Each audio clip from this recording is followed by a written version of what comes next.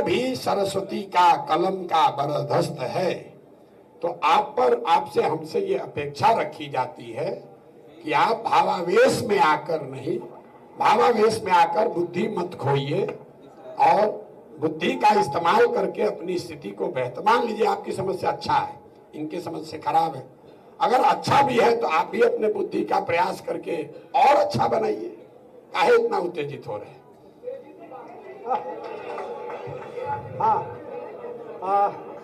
अध्यक्ष के अनुमति से अगर मैं अब धन्यवाद ज्ञापन करना चाहूं तो क्या कर सकता हूं, क्योंकि प्रश्नों की कमी नहीं। अच्छा कर लीजिए, चूंकि हाँ आप बोल लीजिए। आशियाना रोड से वो मैं कल पासवान बस्ती गई थी, तो वहाँ लोगों के पास पानी का बहुत, लेडीज जितनी महिलाएं थी तो उनको पानी का बहुत सारा प्रॉब्लम था। क्या अभी हम लोग कुछ उसके पानी का या जल का कुछ निवारण कर सकते हैं उनका? देखिए,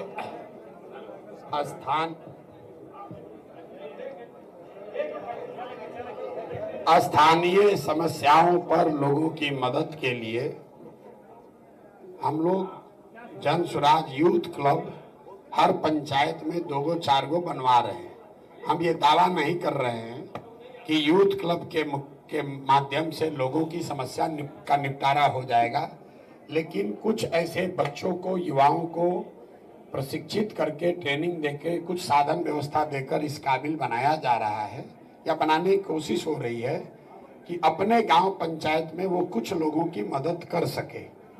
पानी देना, ब्रिज बनवा देना, बाढ़ में लोग दोहराए कट जाए, ये हम लोग का काम नहीं है। और जो काम हम ईमानदारी से कर नहीं सकते हैं, हम झूठ बोलते नहीं है कि भाई जाके हम कर देंगे, हम नहीं कर। हम हर गांव में जाकर कहते हैं भैया हम नाली गली नहीं बनवाते हैं, राशन कार्ड नहीं दिलवाएंगे, आपका बच्चा अगर बीमार भी पड़ गया तो हम मदद नहीं करेंगे। हम आपको ये सिखा देंगे कि अगर आप अपना रास्ता ठीक पकड़ लीजिए तो 2 बरस के बाद अगर आपका बच्चा बीमार पड़े तो आपके यहाँ अस्पताल हो, इसकी व्यवस्था जन स्वराज कर सकता है। हम व्यक्तिगत किसी की मदद करने में मेरी कोई दिलचस्पी नहीं, ऐसा नहीं कोई आएगा तो मदद करेंगे नहीं, लेकिन उसमें हमारी कोई दिलचस्पी नहीं है, क्योंकि उससे समाज का, राज्य का कोई विकास होना नहीं है। मछली बांटने से आप किसी का जिंदगी बेहतर नहीं बना सकते, उसको मछली मारना सिखाना होगा। 13 करोड़ आबादी के में लोगों को आप एक मोहल्ले में गई, आप कह रहे हैं पानी नहीं है। हम आपको कम से कम 200 गांव का नाम बताएंगे जहां हम लोग पैदल गए हैं और लोग 5-5, 7-7 किलोमीटर महिलाएं नहाने के लिए, आज से नहीं 20-20 साल से, ये नल जल योजना के बाद भी 20-20 साल से नहाने के लिए। अभी हम परसों सुपौल में एक गांव में गए थे, वहां एक तालाब पर नहाने के लिए रोक लगा दिया गया है। दलित समाज की महिलाएं हैं, एक ही तालाब है, उस पर भी रोक लगा दिया कि इस पर भी नहीं नहा सकते हो। इतनी बड़ी समस्या है, कितने आदमी अब वहां खड़ा है कि उसको पानी दिलवाए या आगे व्यवस्था को सुधारने का प्रयास किया जाए। बड़ी समस्या है, एक आदमी का नहीं है, पूरे बिहार में ही दुर्दशा है। इसीलिए मैंने कहा सबकी जिम्मेवारी है, सबको कंधा लगाना पड़ेगा। किसी एक व्यक्ति के प्रयास से, एक मोहल्ले, एक परिवार की मदद करने से स्थिति नहीं सुधरेगी। अगर पूरी व्यवस्था सुधरेगी तो सबका भला होगा, बाकी अगर कोई मदद होगी तो करेंगे। मैं दिलीप भारती मुजफ्फरपुर से आया हूं और एक महत्वाकांक्षी सवाल है।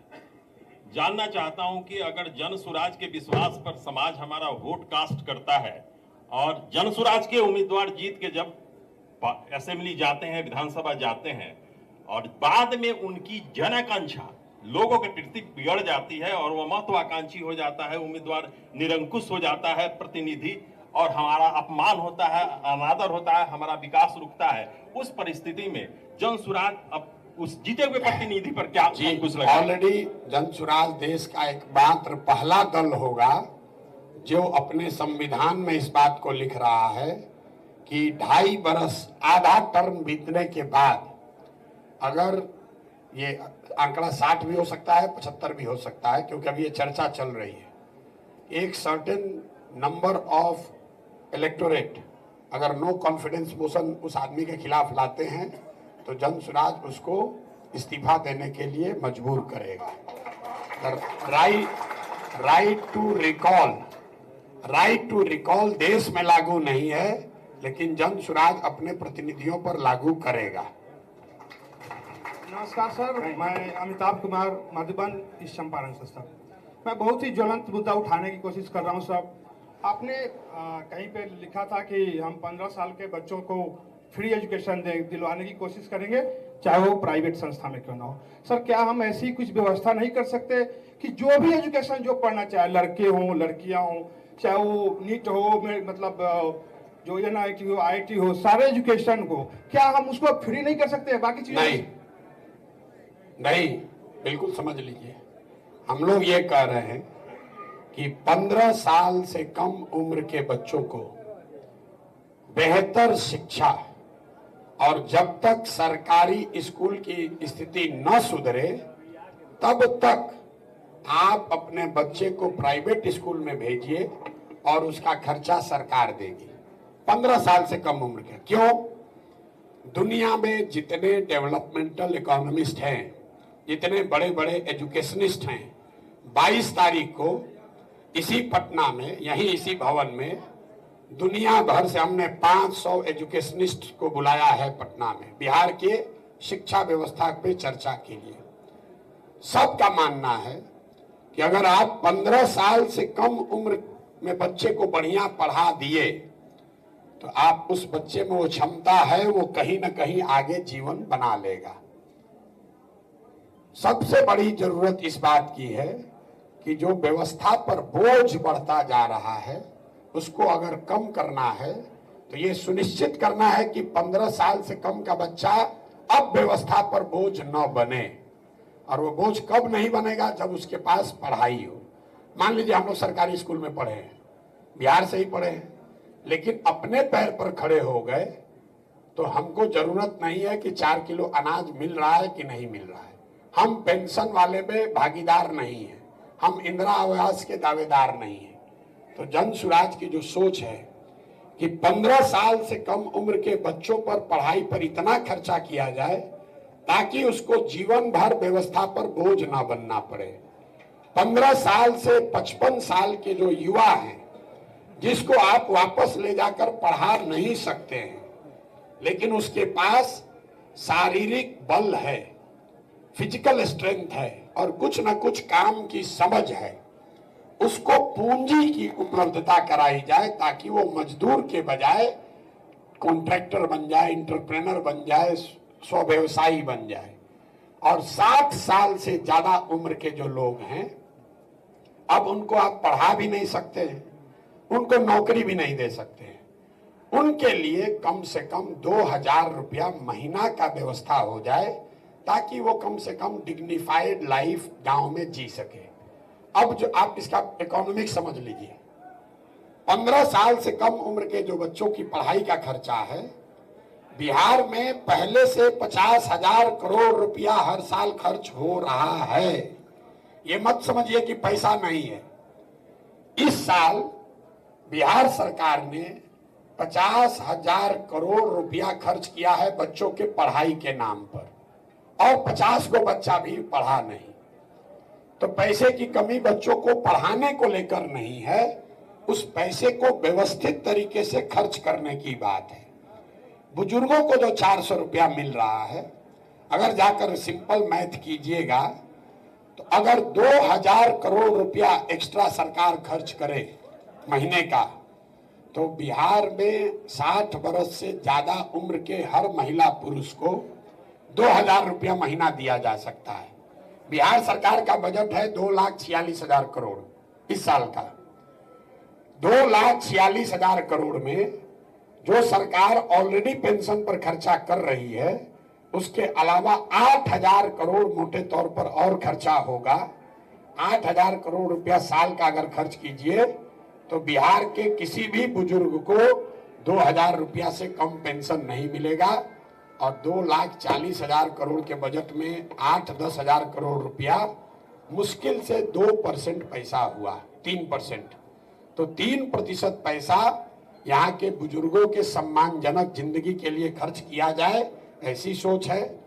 जो शिक्षा पर पैसा खर्च हो रहा है उसको और व्यवस्थित तरीके से खर्च किया जाए, और जो युवा है उसको रोजी रोजगार के लिए सरकार के जरिए नहीं, बैंकों के जरिए पूंजी उपलब्ध कराया जाए, मूल सोच ये है।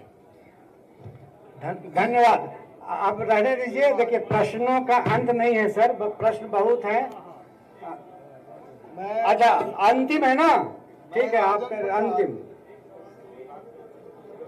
हेलो, मैं राजन प्रसाद सारण जिला निवासी हूँ, शिक्षक हूँ, प्राइवेट स्कूल एसोसिएशन के हम कन्वेनर है बिहार के। बिहार में 691 स्कूल सीबीएसई से मान्यता प्राप्त है। लगभग हम लोग का विद्यालय 1 लाख से अधिक है जो अनएडेड प्राइवेट स्कूल है। सरकार की अभी जो रवैया चल रही है प्राइवेट स्कूल के प्रति कि सरकार से मान्यता लेने के लिए इतना काफी दबाव है, जो मान्यता नहीं लेंगे उनको 1 लाख रुपया फाइन, रोज 1000 फाइन। इससे पूरा बिहार के साधारण विद्यालय वाले बहुत काफी चिंतित हैं। आपका प्राइवेट हमारे जैसे विद्यालय के संचालकों पर क्या सोचना है, और आपका जब सरकार, हम लोग की जब सरकार बनेगी जन सुराज, तब हम प्राइवेट स्कूल वालों को किस तरह का आप राहत देंगे, या अभी जो भी यहाँ सरकार हम लोग को मान्यता दिया है, हम लोग बच्चों को पढ़ाते हैं। आप भाषण दे रहे हैं सर, माफ कीजिए आप भाषण दे रहे हैं, आप प्रश्न 1 सेकंड में है आपसे हम जानना चाहते हैं। हो गया सर, धन्यवाद। कार्यक्रम के अंत में जिला से आए हुए संवाद सारथी जो विभिन्न जिलों से आए हैं, विचार मंच के तहत बात विचार करने के लिए समय बहुत हो चुका है, इसलिए एक ही मंत्र है, सही सोच और सामूहिक प्रयास। प्रश्नों का, संकटों, चुनौतियों का यही समाधान है। उस समाधान के लिए हम लोग एकत्रित हुए और दिल से, मन से, वचन से हम सारे संवाद सारथियों का आभार, धन्यवाद ज्ञापन करते हैं। साथ में जो पीछे भी हमारे